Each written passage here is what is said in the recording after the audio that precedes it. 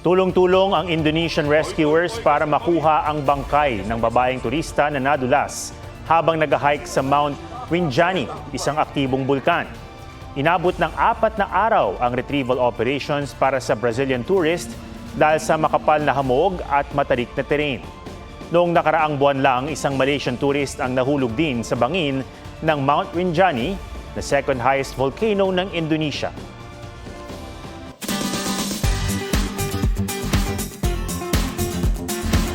Sa pamamagitan ng mga kakaibang obra, kinilala ng mga Encantadix o fans ng fantaseryeng Encantadia Chronicles Sangre ang mga bagong tagapangalaga ng mga brilyante. Pusuan na yan sa report ni Ian Cruz. Kakaibang kapangyarihan ang ipinamamalas ng mga manlilikha para bang ipinatawag sila ng mga pathaluman para mga sangre parangalan. Mula sa dating mga tagapangalaga ng brilyante, binigyang buhay ni Denver sina Alena at Pirena na may pre-colonial flair sa kanyang obra. Sa tila ipinintang gawa, mas inilapit niya raw ang telefantasya sa ating kultura at mitolohiya. Esta sectu, Encantadix. Pero no one's ready sa cute na mga bagong sangre in Japanese art style na chibi forms.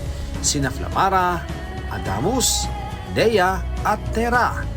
Tila puksa ang mga kalaban sa kanilang maaamong mga figura.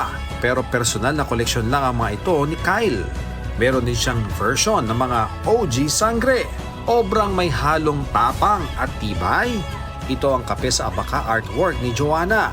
Gamit ang canvas na abaka bilang tribute sa mga magsasaka. Mixed medium with acrylic at kape para ipinta ang 4 na sangre.